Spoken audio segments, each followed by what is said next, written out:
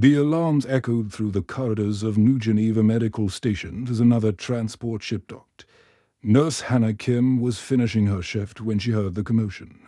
3 alien species worked alongside humans at this massive space hospital. But today something was different. The usual chatter had turned into frightened whispers. Dr. Park rushed past her, his face pale. Behind him, 2 security guards in full protective gear wheeled a covered stretcher toward the isolation wing. The air itself seemed to shimmer around the patient, and Hannah noticed how the nearby medical equipment flickered and sparked. "What's happening?" Hannah asked Dr. Lee, who was backing away from the scene. "Void Wraith," Dr. Lee whispered, his voice shaking. "First one we've ever seen alive. The transport crew who brought it here, half of them are in the psychiatric ward. They say it drains something from their minds." Hannah had heard the stories. Void Wraiths were nightmare creatures that lived in the empty spaces between star systems. They fed on consciousness itself, leaving their victims as hollow shells. Most people believed they were just legends told by deep space miners who spent too long alone in the darkness. Within an hour, the entire medical staff knew about the patient in Quarantine Bay 7. Dr. Park called for volunteers, but the room remained silent. Even the veteran doctors who had treated plague victims and radiation poisoning cases refused to go near the isolation ward. "The creature is dying," Dr. Park announced to the gathered staff. "Whatever brought it here has left it in critical condition. Someone needs to monitor its vital signs and administer basic life support." Nurse Yoon, who had 20 years of experience, shook her head. "I've seen what these things can do. My cousin was on a mining station when one attacked. She hasn't spoken in 3 years." The Centauri doctor, with his blue-scaled skin and multiple arms, clicked his mandibles nervously. "My species has ancient warnings about the shadow feeders. We do not approach them, even in death." Hannah listened to the fear in everyone's voices. She thought about why she became a nurse in the first place. Growing up on Earth's lunar colonies, she had seen too many people die because others were afraid to help. Her own brother had died in a transport accident while bystanders worried about radiation exposure instead of pulling him from the wreckage. "I'll take the case," Hannah said. Standing up from her chair, the room fell silent. Dr. Park stared at her with wide eyes. "Hannah, you don't understand what you're volunteering for. This isn't just any patient. The scanners show energy readings we've never seen before. The creature's body temperature is dropping below what should be possible for any living thing." "Are you insane?" Dr. Yoon asked. "That thing could kill you just by looking at you. The stories say they can reach into your mind and tear out your memories." Hannah felt her heart racing. But she kept her voice steady. "Someone has to help. That's what we signed up for when we became medical professionals. We don't get to choose our patients based on how scary they are." Dr. Park pulled her aside. "Hannah, I admire your courage, but I can't let you throw your life away. The security footage from the transport ship shows this creature moving through solid walls. It's not bound by normal physics."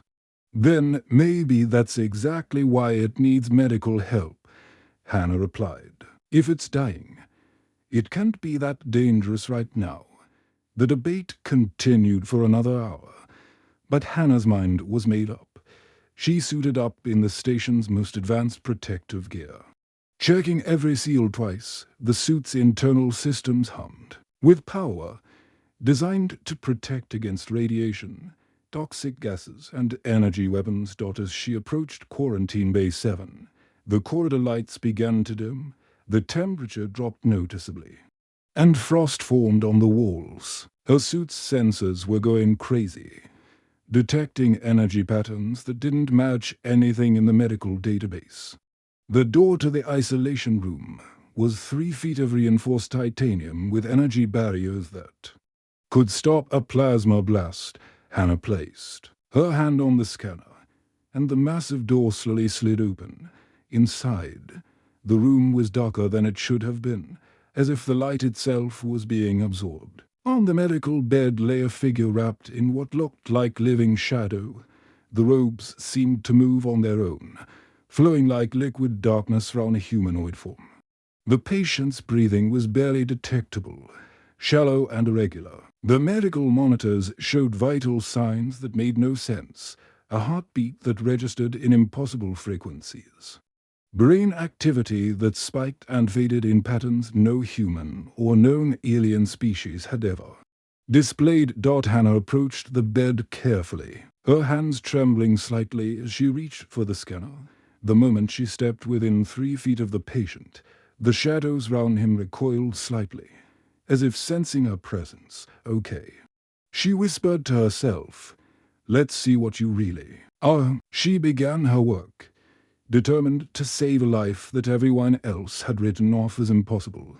3 days had passed since Hannah first entered the quarantine room.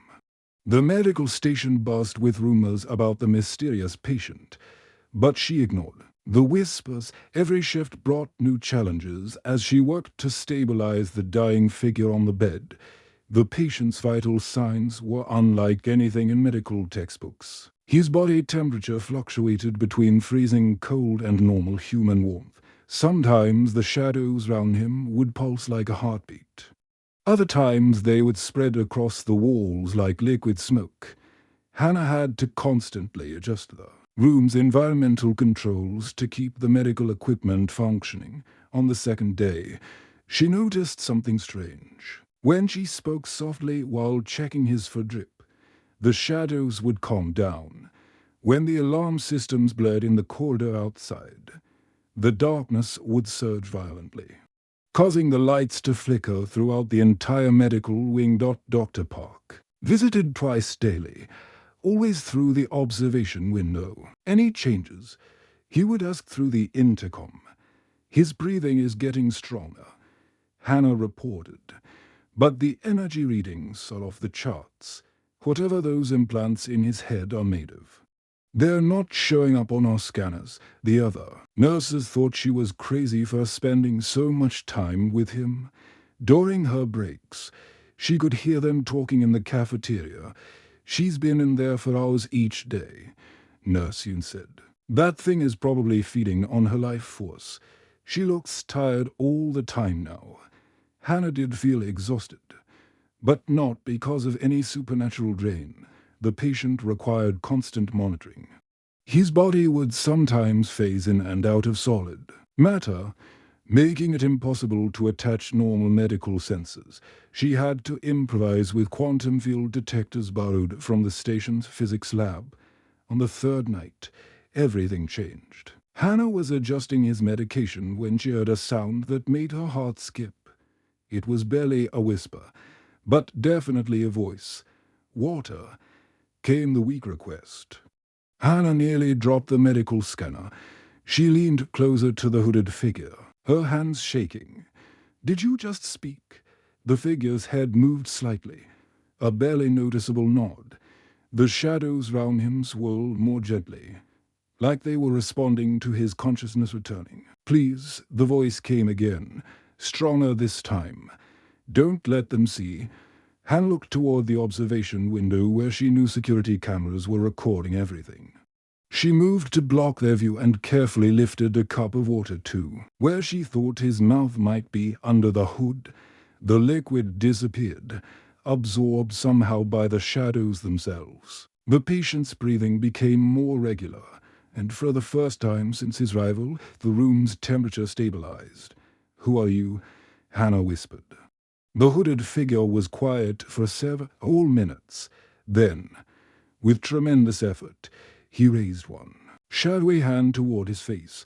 "My name is June," he said, and slowly pulled back the hood that had hidden his features. Hannah gasped and stepped backward. Looking up at her was a human face, but one unlike any she had ever seen. His skin was pale, but shot through with veins of moving darkness. The shadows weren't just round him. They were part of him, flowing beneath his skin like living tattoos. to crystalline implants, each the size of her thumb, were embedded in his temples. They pulsed with soft blue light that seemed to sync with his heartbeat. When he blinked, she could see that his eyes held flecks of the same crystal material. "I know how I look," June said, his voice gaining strength. "But I'm human. I was human. I volunteered for this." The shadows responded to his words, spreading across the bed sheets when he spoke of volunteering, then pulling back when he mentioned being human. Hannah realized they were connected to his emotions somehow. "Volunteered for what?" she asked, moving closer again. June tried to sit up but failed, exhaustion overtaking him. "There are things out there," he said, "things that hunt. Inhabited worlds. Someone has to watch them. Someone has to learn their ways." As he spoke, the shadows round him became agitated. They reached toward Hannah, not threateningly, but almost like they were seeking comfort. When she didn't pull away, they brushed against her protective suit, feeling warm despite their dark appearance. "You're not afraid," June observed, wonder in his voice. "Should I be?" Hannah asked. "Everyone else is. The transport crew that brought me here. They couldn't even look at me without screaming. But you've been taking care of me for days." Hannah watched as the shadows calmed when he felt grateful, noticed how they recoiled when fear crept into his voice. "You're fighting to control them, aren't you?" June nodded weakly. "Every second of every day. They want to spread, to consume. But I won't let them hurt innocent people." The revelation hit Hannah like a meteor impact. This wasn't a monster wearing human form. This was a human being who had sacrificed his very humanity to protect others, and he was dying to keep everyone safe. The medical station's artificial night cycle had begun. Dimming the lights throughout the corridors, Hannah sat beside June's bed, watching the crystalline implants in his temples pulse with a rhythm that seemed to match the distant hum of the station's engines. The shadows that flowed beneath his skin had grown calmer over the past few days, responding to her presence like a pet that had learned to trust. "You've been wondering what I really am," June said, his voice stronger than it had been since his arrival. The shadows rippled across his face as he spoke, creating patterns that almost looked like writing in an unknown language. Hannah nodded, adjusting the medical scanner that monitored his vital signs. "The equipment can't make sense of your readings. Your DNA shows human markers, but there's something else mixed in. Something that shouldn't exist." June stared at the ceiling, his crystal-flecked eyes reflecting the soft blue glow from his implants. 37 years ago, I was just another deep space scout, fresh out of the academy, assigned to map uncharted systems beyond the outer rim. That's where I first encountered them. The temperature in the room dropped several degrees as he began his story. The shadows round him grew denser, and Hannah could see images forming in the darkness, glimpses of massive creatures moving through the void between stars. "We call them the Devourers," June continued. "Beings the size of space stations that fed on entire civilizations. They would arrive at a populated world, drain every living thing of its life essence, then move on to the next system. My scout ship was the first to witness an attack and survive." The shadows on the walls showed the memory, a blue-green planet, surrounded by creatures that looked like living nebulae. Ships tried to escape, but the Devourers reached out with tendrils of pure darkness, pulling them back into the hungry void. "I brought the footage back to Earth Command," June said, his breathing becoming labored, "but nobody believed it. They said the images were corrupted, that I'd suffered some kind of breakdown from spending too long in deep space." Hannah watched the shadow play on the walls, seeing flashes of military briefings, skeptical faces, and reports being filed away and forgotten.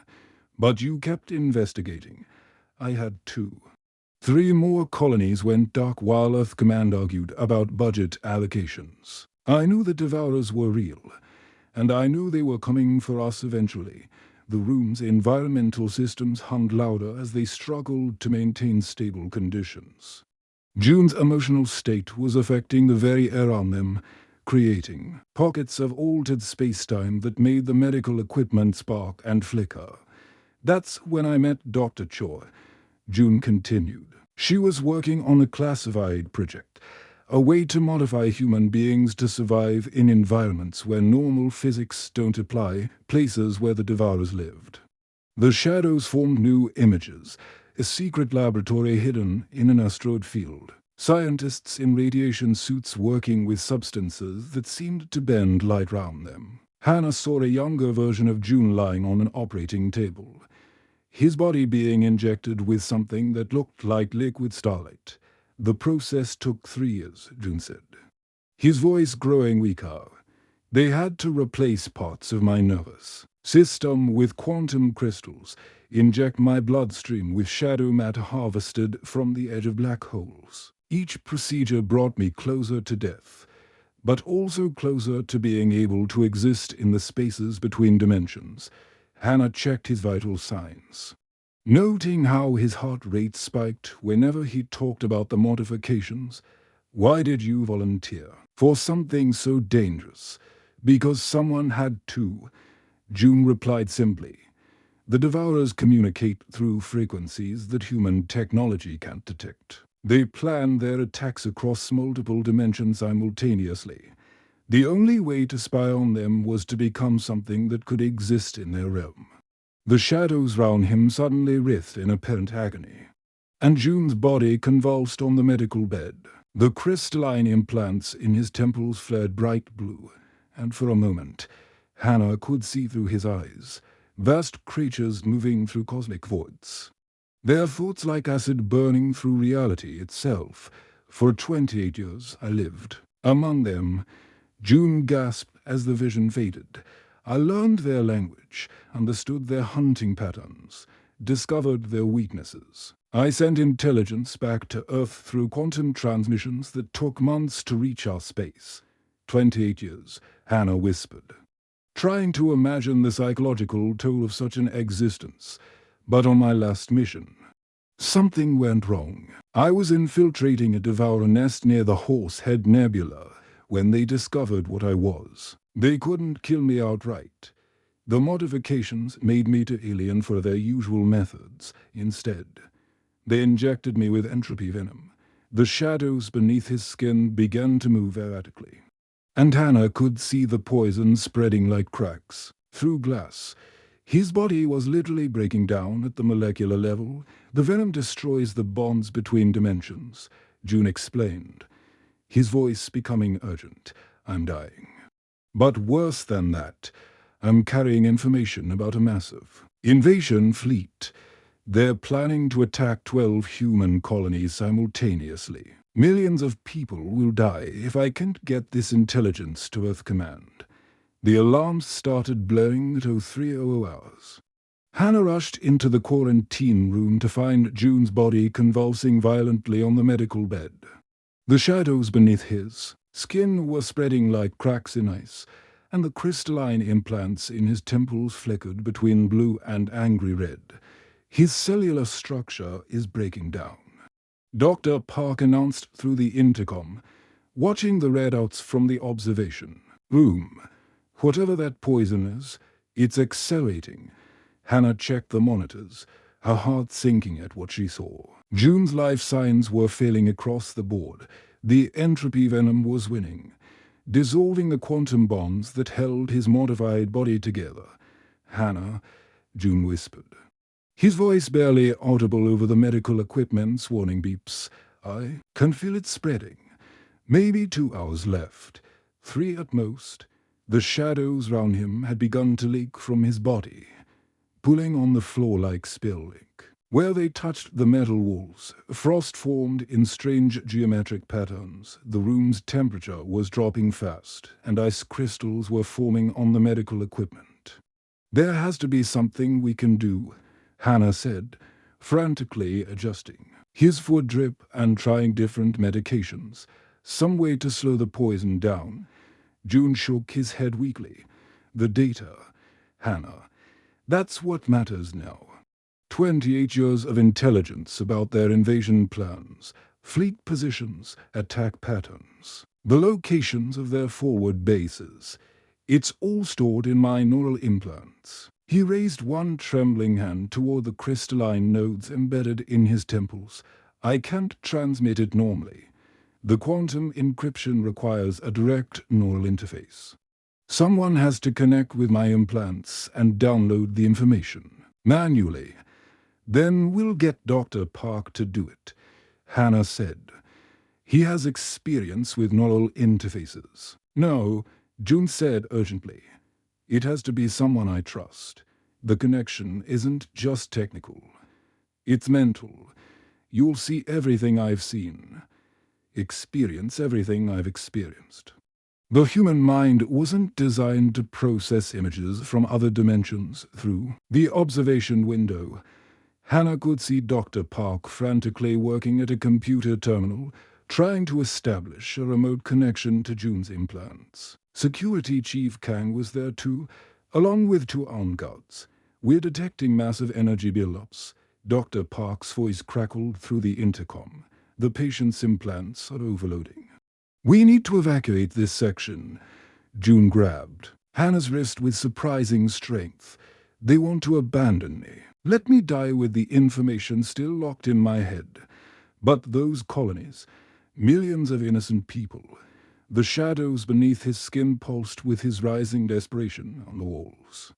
Dark images began to form, flashes of the invasion fleet. He had discovered massive ships that looked like twisted cathedrals floating through space, filled with creatures that existed partially in nightmare dimensions. The fleet is already moving, June gasped. They'll reach the first colonies in 6 months. But if Earth Command knows their routes, their weaknesses, we can stop them. The intercom crackled to life again. Nurse Kim, step away from the patient. Immediately. His energy output is becoming dangerous. Hannah looked at the observation window where she could see Dr. Park and the security team preparing to enter the room. They would drag her out. Let June die, and the critical intelligence would be lost forever. What do I have to do?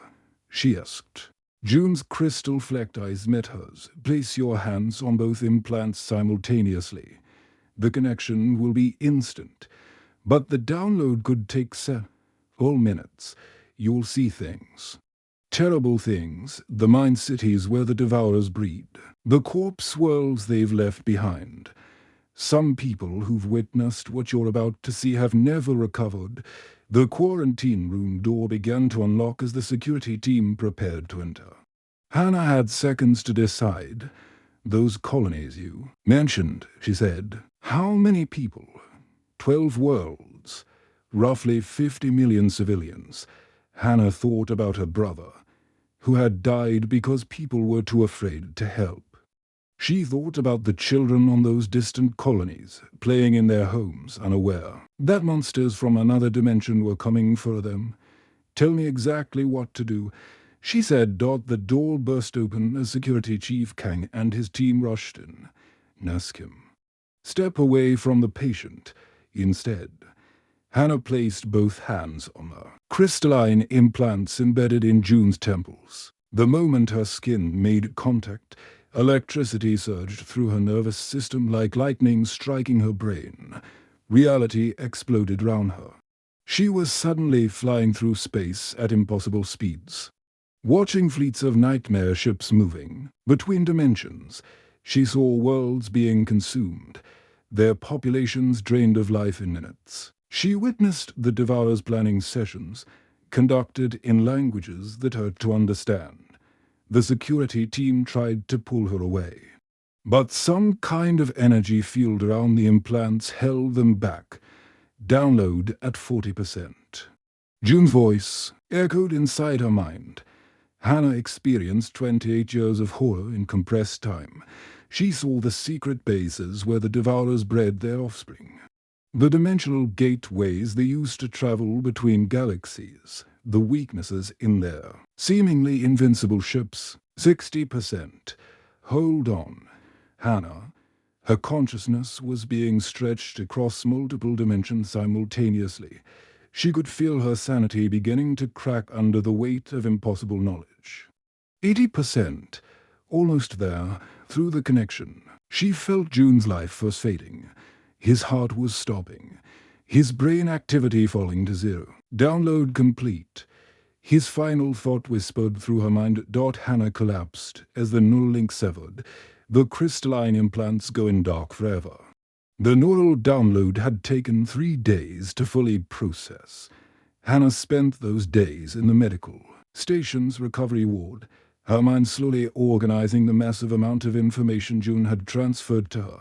When she finally opened her eyes, the world looked different.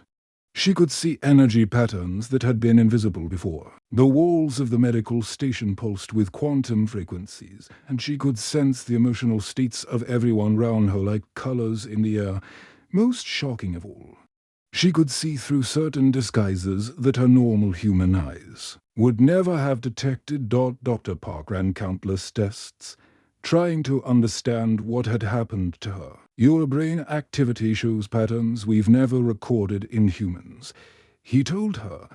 It's like you're processing information from multiple dimensions simultaneously. The intelligence June had died to deliver proved more valuable than anyone could have imagined. Hidden within the data were not just invasion plans, but the locations of sleeper agents already positioned throughout human space. These weren't obvious infiltrators. They were beings that could perfectly mimic human appearance and behavior. Within hours of analyzing June's information, Earth Command launched coordinated raids across 12 star systems they found devour. Agents working as government officials, military officers, even medical staff at major hospitals. The scope of the infiltration was terrifying.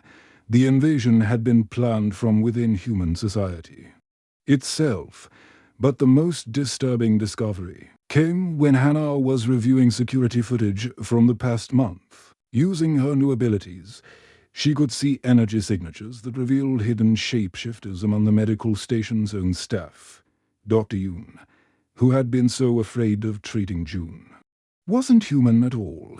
There's one on level 7, Hannah told Security Chief Kang as they walked through the station's corridors, pretending to be a maintenance worker. But I can see the dimensional distortion around its true form. They found the creature trying to access the station's communication ray, probably attempting to warn the invasion fleet about their exposed plans. When confronted, it dropped its human disguise, revealing a writhing mess of tentacles and eyes that existed partially in folded space. The security team's weapons barely affected it. But Hannah discovered she could disrupt its dimensional anchoring just by focusing her enhanced perception on its true form. The funeral for June was held in the station's chapel, a small ceremony attended by only a few medical staff. Most people still believed he had been a dangerous alien, not understanding the sacrifice he had made for humanity.